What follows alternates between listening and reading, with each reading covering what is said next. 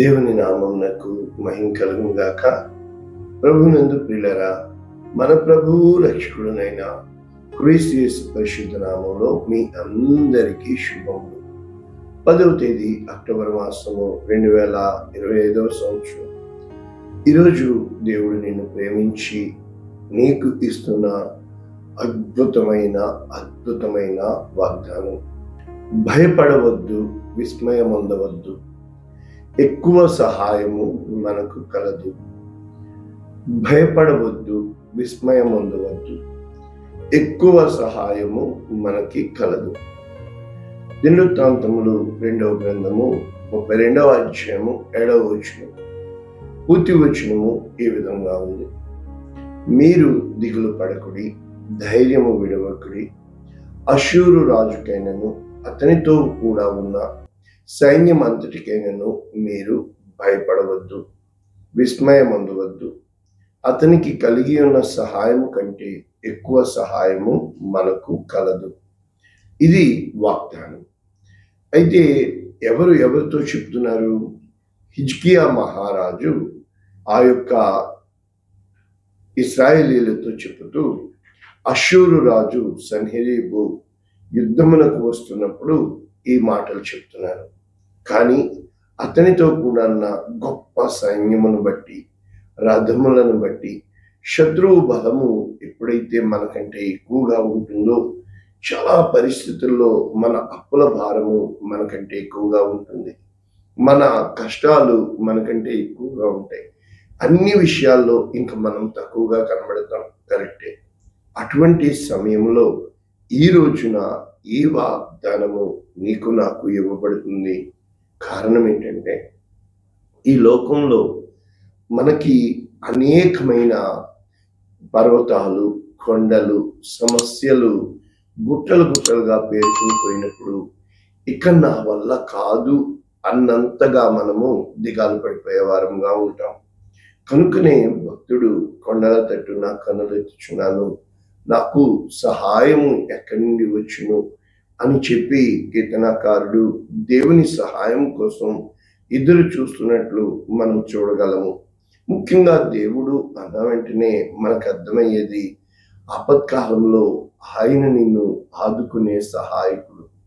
మరి అందరూ వదిలిపెట్టేసినప్పుడు దేవుడే నీకు తోడుగా ఉండేవాడు. కనుక చాలా విషయంలో దేవుణ్ణి, ఆయన సహాయాన్ని, అందుకనే కీర్తన 123, ఆకాశము తట్టు నా కనులెత్తుచున్నాను, నీవు కరుణించు వరకు దాసి కన్నులు తన యజమానురాలి తట్టు, దాసుని కన్నులు తన యజమానుని తట్టు అన్న విధముగా మనం చూడగలుగుతున్నాం.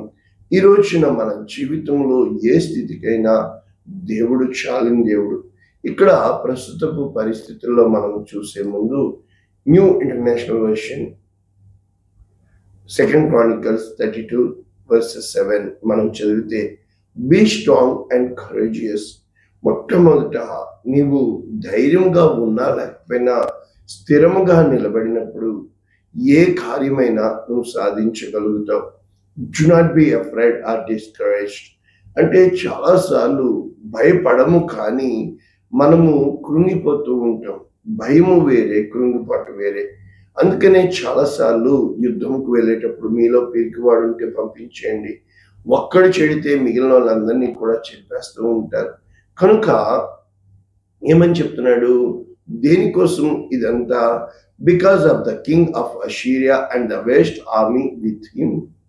అంటే ఆ యొక్క రాజు కోసం కాదు, కానీ అతనితో కూడా ఉన్న సైన్యాన్ని, అతని బలాన్ని, అతని జనాన్ని చూసి భయపడవద్దు. కనుక బలాన్ని, జనాన్ని, ధనాన్ని, ఈ మూడు కూడా చూసి భయపడుతూ ఉంటాం. కానీ దేవుడు గుణాన్ని చూస్తూ ఉంటాడు అని మనకు తెలుసు.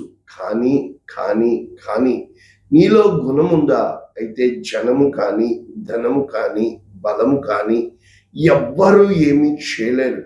అది నీవు ఖచ్చితంగా నమ్మాల. దేవుడు గుణవంతులను ఆ యొక్క ఆకాశము నుండి తొంగి చూస్తున్నాడు.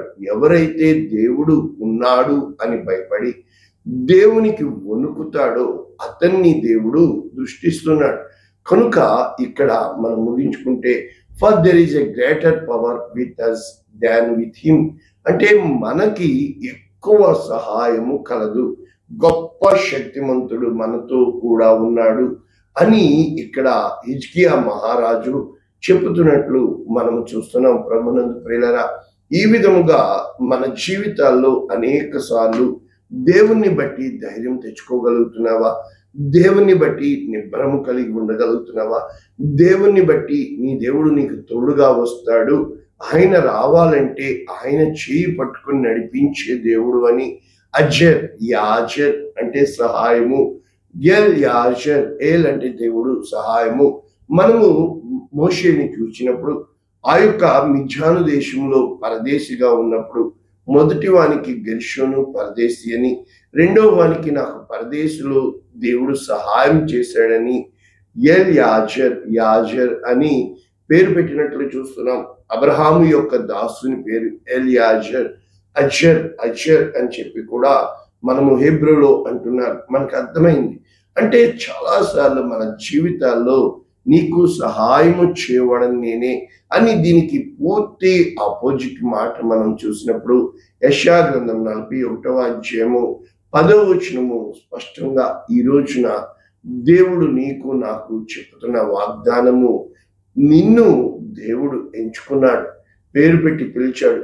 కనుక దీనికి క్వైట్ ఆపోజిట్, నీవు నా సేవకుడు అనియు, నేను నిన్ను ఉపేక్షింపక ఏర్పరచుకుంటే నేను నీతో చెప్పి ఉన్నాను కదా. కనుక నీవు ఈ వాక్యము ఎత్తిపెట్టి ప్రార్థన చేసినప్పుడు నీలో తెలియని ధైర్యము వస్తుంది, నీ ఆత్మ నిబ్బరము కలిగి ఉంటుంది. ఏమంటున్నాడు? నీకు తోడై ఉన్నాను, భయపడకము. కనుక మొట్టమొదట ఆయన నీకు తోడుగా ఉంటాడు. కనుక ఆ యొక్క పరీక్షలను బట్టి, లేకపోతే ఆ యొక్క పరిస్థితులను బట్టి, లేకపోతే ఆ యొక్క కుతంత్రాలను బట్టి నువ్వు ఎన్నడూ భయం చెందేవాడిగా ఉండవు. ఇక్కడ ఏమంటున్నాడు? నేను నీ దేవుడనై ఉన్నాను, దిగులు పడకు, నిన్ను బలపరుస్తాను, సహాయం చేస్తాను. అంటే సహాయం చేయడమే కాదు, ఎప్పుడు అయితే సహాయం చేస్తాడో, ఒక చిన్న గీతను పెద్ద గీత చేయాలి, లేకపోతే పెద్ద గీతను చిన్న గీత చేయాలి అన్న ఈ అల్పుడైన కొద్ది జనమా అని చెప్పుతూ స్వల్ప జనాంగమా, చిన్నమంద, ఈ లోకంలో పెద్దవాళ్ళతో లోకం వెళ్తుంది, కానీ ఈ లోకంలో చిన్నవారితో దేవుడు వెళ్తాడు. అంటే అల్పులైన వారిని ఘనులుగా చేస్తాడు, పెంట కుప్పల మించి దీన దరిద్రులను పైకి లేవనెత్తుతాడు. కనుక నీతి అను దక్షిణ హస్తంతో నిన్ను ఆదుకుంటాడు. నీతి కనుక దేవుని నీతి ఎప్పుడూ కూడా కడపటి వారు మొదటివారు, మొదటివారు కడపటి వారు. దేవుని నీతి ఎప్పుడూ కూడా అల్పులను ఘనులను గాను, ఘనులను అల్పులుగా, గర్వంతో ఉన్న వారిని ఆ యొక్క గద్దె దించి దీనులను ఆయన తన పక్షమున నిలబడే దేవుడుగా మనకి కనబడుతున్నాడు. కనుక ఇక్కడ చాలాసార్లు మన జీవితంలో ఈ కీర్తనాకారుడు అన్న మాట మాత్రమే కాకుండా యెహోవా నా పక్షమున ఉన్నాడు, నేను భయపడను, నరులు నాకేమి చేస్తారు. కనుక యోహాన్ గారు ఏమని రాస్తున్నారు? మీలో ఉన్నవాడు, చిన్నపిల్లలారా మీలో ఉన్నవాడు లోకంలో ఉన్నవాని కంటే గొప్పవాడు. కనుక మీరు జయించున్నారు. అంటే మనం ఎప్పుడైతే మనము చిన్నవారిగా అనుకుని దేవుణ్ణి పెద్దవానిగా చేస్తామో, చాలాసార్లు పరిస్థితులను పెద్దవిగా చేస్తూ ఉంటాం, చాలాసార్లు మనుషుల్ని పెద్దగా చేస్తూ ఉంటాం, చాలాసార్లు మనుషులకున్న శక్తిని ఊహించుకుని కృంగిపోతూ ఉంటాం. కానీ ఈ రోజున ఇన్ని వాక్యాలు చెప్పబడుతున్నాయి. హెబ్రీయులకు రాసిన పత్రిక 13:6, ప్రభువు నాకు సహాయకుడు, నేను భయపడను, నరమాత్రుడు నాకేమి చేయగలడు అని నువ్వు చెప్పగలగాలి. కనుక దేవుడు నీకు సహాయముగా రావాలి అంటే, అందుకనే కీర్తనాకారుడు ఎన్ని కీర్తనలో నీవు నాకు సహాయకుడవు, నా రక్షణ శృంగము, నా ఆశ్రయదుర్గము, నన్ను కాపాడువాడు కొనుకుడు, ఇశ్రాయేలును కాపాడువాడు కొనుకుడు నిద్రపోడు అని చెప్పి అనుక్షణము కూడా ప్రతి కీర్తనలో కూడా దేవుణ్ణి ఘనపరిచేదిగా ఉంటుంది. అందుకనే మనము చూసినప్పుడు ఇటువంటి యుద్ధాలు ఆ రోజున ఫరో సైన్యముతో వెనక్కి తరుముతున్నప్పుడు ఎప్పుడైతే ఫరో వస్తున్నాడో అక్కడ ఉన్నవారు చూసావా ఇప్పుడు ఏం జరిగింది అన్నప్పుడు దేవుని బట్టి ధైర్యము తెచ్చుకొనుడి, ఈ యుద్ధము యెహోవాదే, మీరు నిబ్బరము కలిగి కేవలం ఊరకనే ఉండి చూడండి అని చెప్పినప్పుడు ఎర్ర సముద్రాన్ని 2 పాయలు చేసిన దేవుడు అలనాడు దావీదు వచ్చినప్పుడు ఆ యొక్క సమూయేలు మొదటి గ్రంథం 17:47 యుద్ధము యెహోవాదే, దావీదు బహు చిన్నవాడు కానీ గొలియాతు బహు బలవంతుడు కనుక బలవంతులను గద్దెదించేవాడు దేవుడు అని తెలిసి గుణవంతులను ఆదరించేవాడు దేవుడు అని తెలిసినా కూడా మనము ఏ రోజునైతే అటువంటి విశ్వాస పరిమాణము వచ్చినప్పుడు అక్కడ షడ్రక్ మేషక్ అబేద్నెగోలు నిలబడ్డారు. రాజా, నీవు నీ శక్తిని బట్టి గర్వపడుతున్నావు, మేము మా దేవుని శక్తిని బట్టి లోబడుతున్నాం. అదే విధముగా దానియేలు కూడా చెప్తాడు.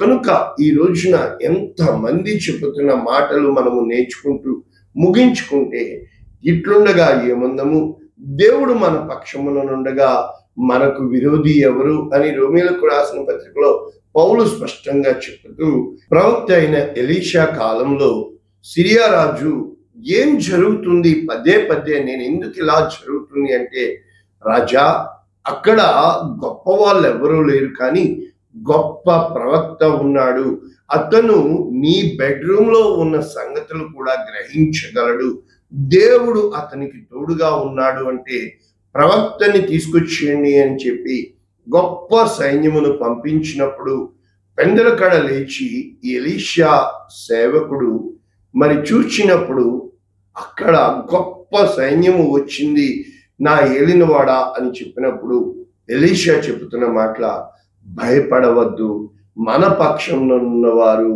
అతని కంటే అధికులై ఉన్నారు. కనుక ఈ రోజున దేవుడు నీ పక్షమున నిలబడేవాడుగా ఉన్నాడని ఇవే మాటలు కాలేబు యెహోషువ చెప్పారు.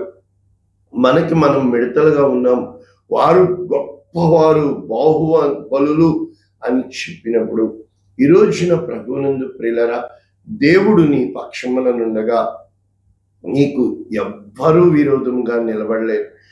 దేవుడు లోకమును జయించున్నాడు. యేసు ప్రభువు వారు చెప్తున్నారు, నేను లోకమును జయించి ఉన్నాను. కనుక నీవు నేను లోకాన్ని జయించాలంటే మనలో ఉన్న విశ్వాసము వలన మాత్రమే లోకాన్ని జయించగలము. దేవుడు ఉన్నాడు అని అందరూ అంటున్నారు, కానీ ఆయన ఉన్నాడు అన్నది నీ జీవితంలో వెళ్తున్న కఠినమైన మార్గములో, నీ జీవితంలో నీవు ఎంచుకున్న ప్రతి నిర్ణయంలో కూడా దేవుడు ఉన్నాడు. ఈ రోజున నా జీవితంలో అనుక్షణము నేను నమ్మిన సిద్ధాంతం కోసం, నేను నడిచి వెళుతున్న మార్గం కోసం, నేను ఏర్పరచుకున్న గమ్యం కోసం మసీదులు మందిరాలుగా మార్చే దేవుడు, మరి ఎంతో మందిని పేరు పెట్టి పిలిచిన దేవుడు, ఈ కాలంలో నీ దేవుడు గొప్పవాడని, నీ దేవుడు నీకు సహాయముగా ఉన్నాడని, నీ దేవుడు నీ చేయి పట్టి లేవనెత్తేవాడని నీవు సిద్ధంగా ఉండగలవా? నీవు చేయి పట్టి లేవనెత్తగలవా? అయితే ఈరోజు ఈ వాక్యము, దేవుడు నీ పక్షమునున్నాడు. For God is with me, so whoever అంటే దేవుడు నాకు తోడుగా ఉన్నాడు కనుక నేను దేనిలోనైనా కూడా ముందుకు వెళ్ళగలను అన్న నిబ్బరమైన నిశ్చితమైన కర్తవ్యము కలిగిన వారమై ఏ రోజునైతే మన జీవితాల్లో అటువంటి ధైర్యమును మనము దేవుని యందు కలిగి ఉంటామో ఆ విజయం మన విశ్వాసం అవుతుంది. ప్రార్థన చేద్దాం. పరిశుద్ధుడా, ప్రేమ కలిగించండి. విత్తబడిన వాక్యమును అనేక మందికి ఆశీర్వాదంగా, అనేక మందికి దీవెనకరంగా, నీ కృపని ప్రకటించేవారుగా, నీ ప్రేమను వివరించేవారుగా, నీ గొప్ప ఆశ్చర్య కార్యాలను బట్టి స్తుతించే వారముగా చేయమని యేసు శ్రేష్టమైన నామములో దీవిస్తున్నాము. ఆమేన్. God bless you all. దేవుడు మిమ్మల్ని దీవించుగాక.